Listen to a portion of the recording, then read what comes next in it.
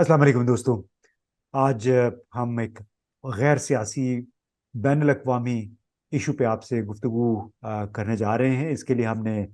एजाज अवान साहब को दावत दी है। मेजर जनरल भी हैं, साबका सफ़ीर भी हैं पाकिस्तान के। हमारा फोकस कनाडा में ऊपर नीचे दो सिख कैनेडियंस की हलाकत है बड़े पुरस्कार हालात में, यानी गुज़िश्ता 24 घंटों के दौरान जो दूसरी हलाकत भी हो गई। और आपको मालूम है कनाडा में सिखों की बहुत बड़ी कम्युनिटी है, कोई 14-15% गालिबन उनकी आबादी है। इसी वजह से कनाडा की पार्लियामेंट में और उनकी काबीना में भी काफ़ी बड़ी तादाद में नुमाइंदगी है। वैनकूवर जैसे शहर में तो लगता है कि ये सिखों का शहर है। मिसिसागा में भी हैं। अब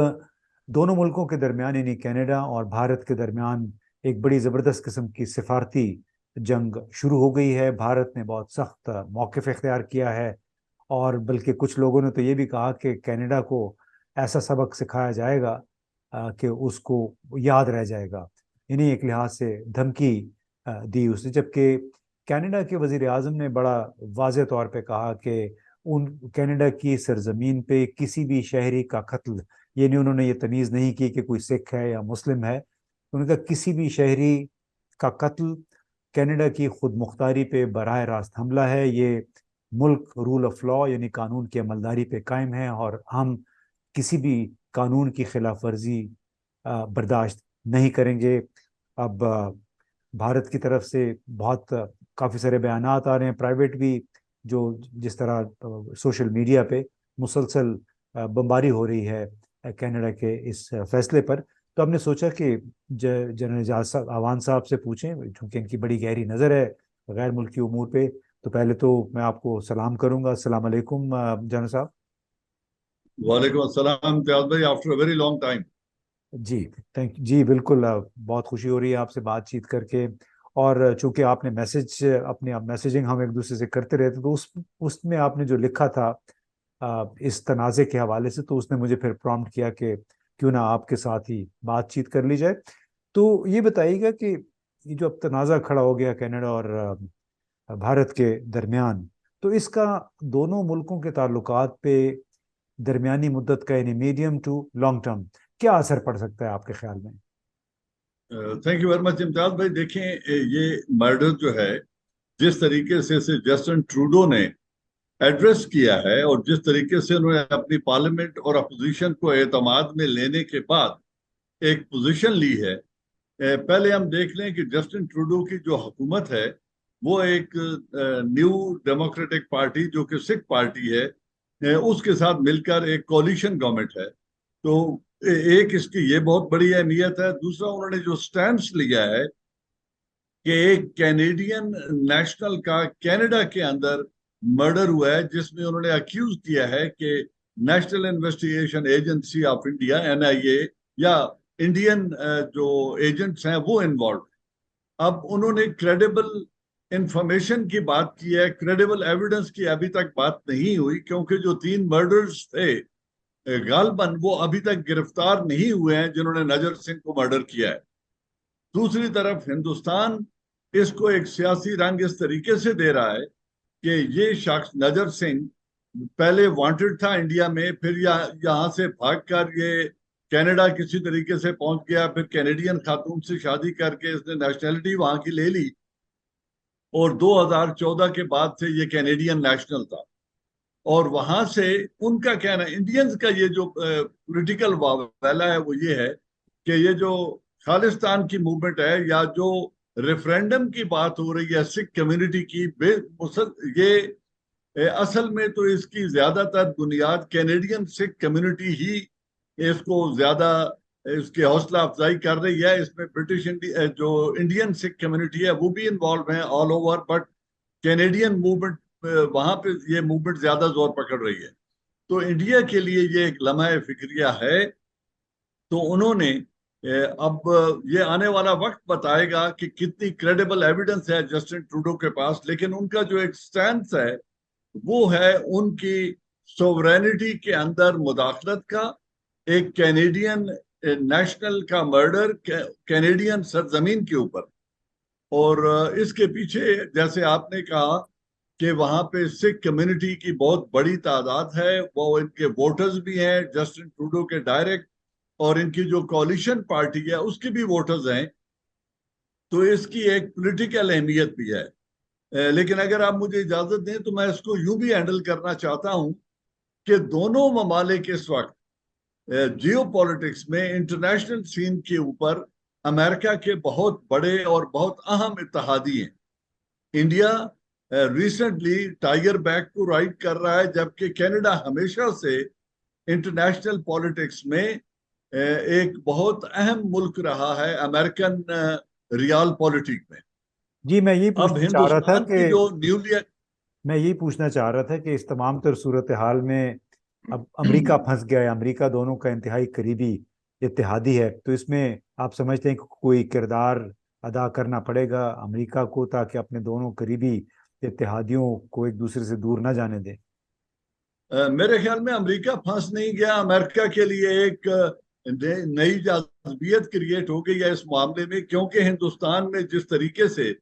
ابھی G20 کا اجلاس ہوا تھا اور جس طریقے سے ہندوستان کو استعمال کرنا چاہتا ہے امریکہ، کیونکہ آپ کو یاد ہوگا کہ ہم نے اور انڈیا نے دونوں نے یوکرینین افیئرز میں ایبسٹین کیا تھا، ووٹ نہیں ڈالا تھا۔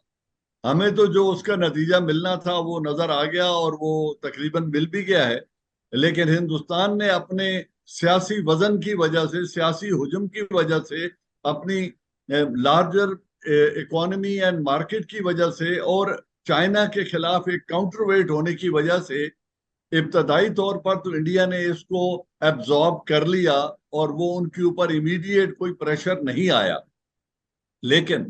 اب جو موجودہ صورتحال ہے اس میں انڈیا کے اوپر بھی بہت بڑا دباؤ ہے، کیونکہ G20 میں کینیڈا کا ایک بڑا اہم رول ہے،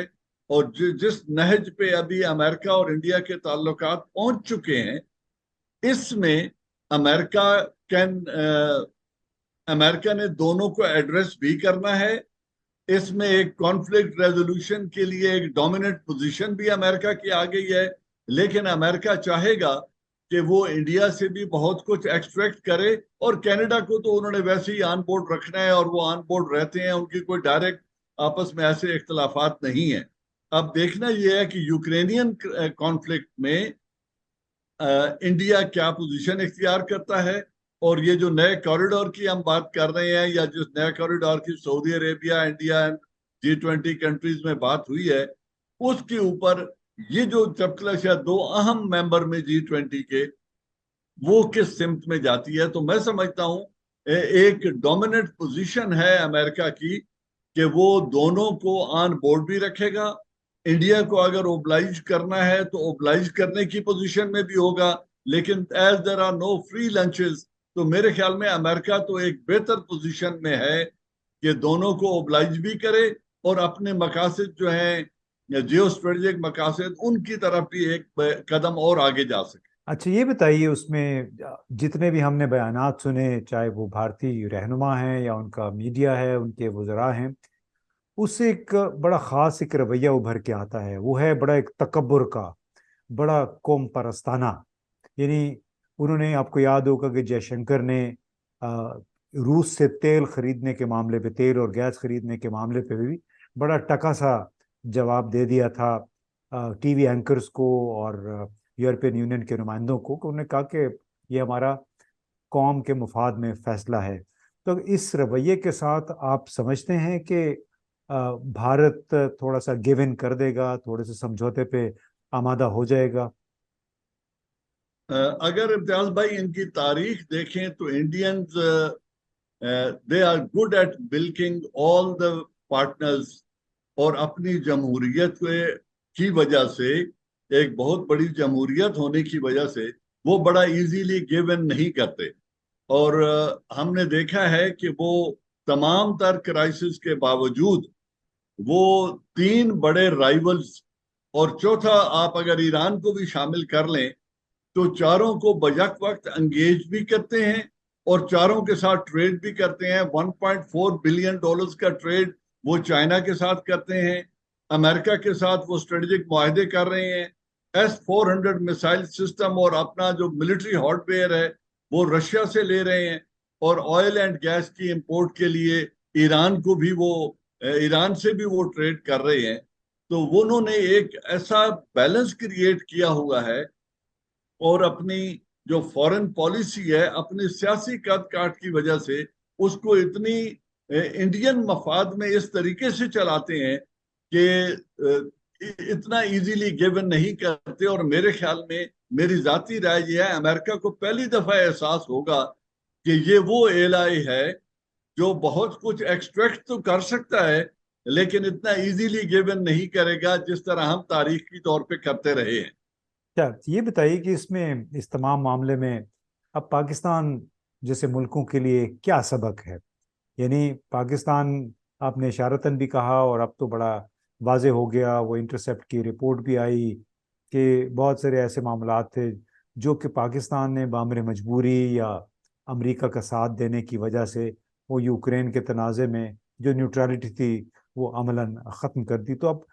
اس تمام صورتحال کو سامنے رکھتے ہوئے پاکستان کے لیے کیا سبق ہے؟ بھارتی رویے سے ہم کیا سیکھ سکتے ہیں؟ امتیاز بھائی، سبق اس لیے بہت مشکل ہے کہ جو انڈیا کی اسٹرینتھ ہے وہ ہماری ویکنس ہے. انڈیا کی اسٹرینتھ ہے ڈائیورسٹی، اس کا سائز اور اس کی ڈیموکریسی. ہمارا انفارچونیٹلی سائز، معیشت اور ڈیموکریسی یہ تینوں ویکنسز ہیں. نہ ہماری ڈیموکریسی اسٹیبلشڈ ہے، نہ ہماری معیشت میں کوئی جان نظر آتی ہے، اور جیو اسٹریٹجک لوکیشن کے باوجود ہم ہمیشہ استعمال ہوئے ہیں، کبھی روس کے اگینسٹ، کبھی جب القاعدہ کے اگینسٹ نیٹو آئی تو اس وقت. اور مجھے ڈر اس بات کا لگ رہا ہے کہ کہیں اب ہم چائنا امریکہ رائیولری کے اندر پھر ایک دفعہ استعمال نہ ہو جائیں. میں اس کو اس طرح دیکھتا ہوں کہ ہم نے دو بہت بڑے فیصلے کیے تھے regard less of political party کی کون سی ہے. ایک تھا یمن میں فوج بھیجنے کا اور ایک تھا نیوکلیئر ایکسپلوژن کرنے کا. اس وقت جمہوریت تھی، اور اگر ہم سب کو یاد ہے کہ اس وقت ان فیصلوں کو کرنے کے لیے جو بیک ڈور میٹنگ یا جو off the parliament floor meetings ہوئی، ان کا وزن، ان کی اہمیت اپنی جگہ، لیکن یہ پارلیمنٹ کے فلور پہ جا کر ڈیسیجن لیے گئے اور اس کی تمام تر جو فالو آؤٹ تھی اس کو ہم نے ود سٹینڈ کیا. And we were able to sail through the crisis. کیونکہ ہم نے اس کا ایک جو جمہوری فساد تھا، جو جمہوری وزن تھا، جو پارلیمنٹ کا وزن تھا، اس کو سامنے رکھ کر وہ فیصلے کیے تھے. لیکن اگر آپ اس کے مقابلے میں مشرف صاحب کا کوارڈینیشن دیکھیں یا باقی جو تعاون تھا امریکہ کے ساتھ اس کو دیکھیں تو اس میں پارلیمنٹ کی بیکنگ بعد میں آئی، ایگریمنٹ یا رضامندی تقریباً پہلے ہو چکی تھی. تو پاکستان کے لیے تو سبق اتنا ہے کہ اگر ہم ایک مضبوط جمہوریت بن جائیں، ایک پاپولر گورنمنٹ آفس میں آ جائے regardless of the party, free and fair election جتنے جلدی ہوں، جتنا جلدی ایک سیاسی حکومت سامنے آ جائے اور تمام تر نیشنل، ریجنل اور انٹرنیشنل ڈیسیجن کو اگر پارلیمنٹ کی بیکنگ مل جائے تو پھر تو شاید ایک سبق تو یہ ہے جو ہمیں حاصل کرنا چاہیے. اچھا. اور دوسرا سبق یہ ہے کہ اپنے مفاد کے لیے ہمیں بدقسمتی دیکھیں ہماری کہ ہمیں اپنے چار میں سے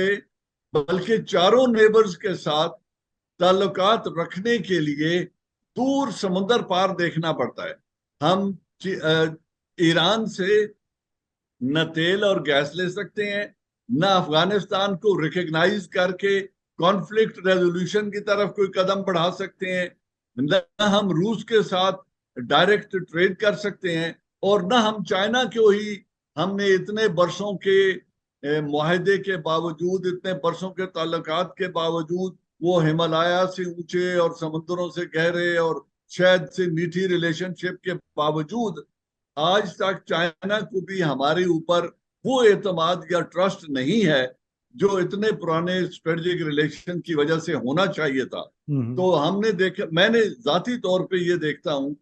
کہ ہماری جو پولیٹکس ہے یا جو ہماری فورن پالیسی ہے وہ شیور فوٹڈ نہیں ہے، broad base consultative foreign policy نہیں ہے. بلکہ وہ بیہائنڈ دا ڈور چند افراد اس کا فیصلہ کر دیتے ہیں، جس کی وجہ سے یہ ہماری دوسری بڑی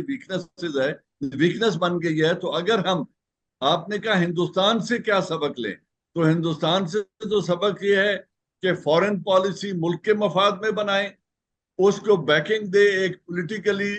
ڈیموکریٹکلی الیکٹڈ حکومت اس کو دے، اور پاکستان کے مفاد کو سامنے رکھیں۔ تو یہ دونوں فوائد اگر ہم کوئی سبق سیکھنا چاہیں تو یہ ایک سبق ہے جو میں سمجھتا ہوں ہمیں فوری طور پہ سیکھنا چاہیے، اور اس پہ کوئی زیادہ بغلیں نہیں بجانی چاہیے کہ شاید کینیڈا اور انڈیا کے تعلقات بہت خراب ہو گئے ہیں۔ میں کہنا نہیں چاہتا، لیکن وہ کہتے ہیں نا، رزق خاک نشینہ تھا، خون، کیا بولتے ہیں اس کو، ایک شعر بھی ہے، یہ مجھے خون نہیں. خاک نشینہ تھا رزق خاک ہوا۔ اچھا. تو یہ نجر سنگھ کا مرڈر جو ہے بیسیکلی ایک انٹرنیشنل پولیٹکس کی نظر ہو جائے گا، کیونکہ دونوں ملکوں میں آپ ایک سیاسی منظر نامہ بھی دیکھیں تو دونوں حکومتیں انتخابات کی طرف بڑھ رہی ہیں، تو وہ اپنی پولیٹیکل گیلری کو بھی ایڈریس کرنا چاہ رہی ہیں۔ جی تو یہ بتائیے، اب چونکہ آپ نے اس سے پہلے وہ بات کی کہ چین کے ساتھ، چین پہ اور پاکستان کے تعلقات اور اعتماد جو رہا ہے اتنے برسوں سے وہ بھی متاثر ہو سکتا ہے، کیونکہ پاکستان نے اب چین، روس اور امریکہ کے تنازع میں، یعنی جو یوکرین میں جب شروع ہوا تو بظاہر اپنا وزن جو تھا وہ امریکہ کے پلے میں ڈال دیا. تو آپ نہیں سمجھتے کہ اس سے چینی قیادت بہرحال بڑی الارم ہوگی، ان کو تشویش ہوگی کہ آخر اتنی پرانی دوستی ہے، اس کو کہیں فائنلی اس کا رخ تو نہیں بدل گیا؟ دیکھیں امتیاز بھائی، پہلی بات تو اس میں ایک اچھا پہلو یہ ہے کہ تقریباً 2 ماہ پہلے چائنا نے اپنا سفیر مقرر کر دیا ہے، جو پاکستان میں اس وقت موجود ہے۔ لیکن امریکن ایمبیسڈر کی جو پھرتیاں نظر آ رہی ہیں، جس طریقے سے وہ کبھی گوادر نظر آتے ہیں، کبھی گلگت سکردو میں نظر آتے ہیں، اور میں گوادر کی ان کی سپیچ سن رہا تھا، اس میں جو انہوں نے بار بار بلوچستان اور گرین بلوچستان اور امریکہ بلوچستان ریلیشن کی بات کی، یہاں تک بھی انہوں نے الفاظ استعمال کر دیے، جبکہ پاکستان اور امریکہ کے ریلیشن شپ کی بات کرتے ہوئے ریجنل ڈیولپمنٹ یا اس کوآپریشن کی بات ہوتی تو زیادہ شاید اچھا لگتا۔ لیکن ان کی جو یہ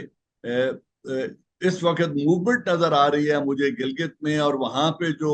رائٹس ہو رہے ہیں، مجھے ڈر یہ ہے کہ کہیں جلدی پہ تیل کا کام کرتے ہوئے وہ KKH کی جو موومنٹ ہے اس کو کہیں ڈسٹرب کرنے میں زیادہ کامیاب نہ ہو جائیں، اور یہ جو چلا اس طرف جو ایک ریسنٹ دہشت گردی کے جو 1-2 واقعات ہوئے ہیں، کیونکہ جب پہلے دہشت گردی ہو رہی تھی تو دیر اور سوات تک محدود تھی، چترال کی طرف اور ادھر نہیں ہوئی تھی، لیکن اس دفعہ ان دونوں فارمر سٹیٹس میں جو کہ آپ یقیناً پاکستان کا حصہ بن چکی ہیں، ان کی بجائے اس وقت جو چلا اوپر موومنٹ ہوئی ہے، یہ تھوڑی سی مجھے لگ رہی ہے کہ اس کے پیچھے مجھے کوئی ڈیزائن نظر آ رہا ہے جو شاید KKH کو ڈسرپٹ کرنا، فزیکلی ڈسرپٹ کرنا اور اس علاقے کو ڈی سٹیبلائز کرنا شاید کوئی کوشش کی جائے ہوسٹائل ایجنسیز کی وجہ سے، جس کی طرف ہمیں توجہ دینا چاہیے، اور یہ چائنا کو پریشان کر سکتی ہے یہ بات، کیونکہ ہمارے زیادہ لینڈ روٹ جو ہے یہی استعمال ہوتا ہے چائنا اور پاکستان کے درمیان، اور بڑا اہم روٹ ہے، تو اس کی ڈسٹربنس کی وجہ سے شاید وہ تھوڑے سے پریشان مجھے نظر آئیں۔ باقی دیکھتے ہیں کہ آگے اب چائنا بھی اپنے جو عزائم ہیں، اپنی جو انویسٹمنٹ ہے اس کو اس طرح ضائع نہیں ہونے دے گا، جو ایک اسٹریٹجک ریلیشن شپ ہماری ایگزسٹ کرتی ہے اس کو، کیونکہ موجودہ حکومت کا سب سے بڑا ڈرا بیک یہ ہے کہ یہ ایک کیئر ٹیکر سیٹ اپ ہے، نان ریپریزنٹیٹیو سیٹ اپ ہے، یہ کوئی لانگ ٹرم معاہدے اور کوئی پکی فورن پالیسی کے خط و خال واضح کرنے کی پوزیشن میں نہیں ہے۔ تو شاید ہمیں جتنا جلدی ہم انتخابات کی طرف جائیں گے تو یہ زیادہ انڈرسٹینڈیبل بن جائے گا ریلیشن شپ، اور یہ زیادہ بہتری کی طرف جا سکے گا۔ اوکے، چلیں جناب، بہت بہت شکریہ. بالکل ایسے ہی ہے، پاکستان اس وقت جن حالات سے گزر رہا ہے اس میں انتہائی احتیاط کی ضرورت ہے، بہترین سفارتکاری کی ضرورت ہے، لیکن بہترین سفارتکاری اسی وقت ہو سکتی ہے جہاں پہ اقتصادی طور پہ بھی مضبوط ہوں، اور اقتصادی طور پہ ہم 1 ارب ڈالر کے لیے محتاج ہوئے ہیں کسی کی خوشنودی کی، اور اس کی وجہ سے دنیا بھر میں بڑا چرچا بھی ہو رہا ہے۔ تو اللہ کرے کہ ہم نگران سے باقاعدہ حکومت کی طرف موو کر جائیں، جو الیکشن کمیشن میں نے ابھی فائنلی اعلان کیا ہے، کیونکہ اس کے بغیر اور قومی اتفاق رائے اور پارلیمنٹ کی کی سپورٹ کے بغیر بہت مشکل ہوتا ہے دوسرے ملکوں کے سامنے اپنی خارجہ پالیسی کا دفاع کرنا۔ بہت بہت شکریہ جی۔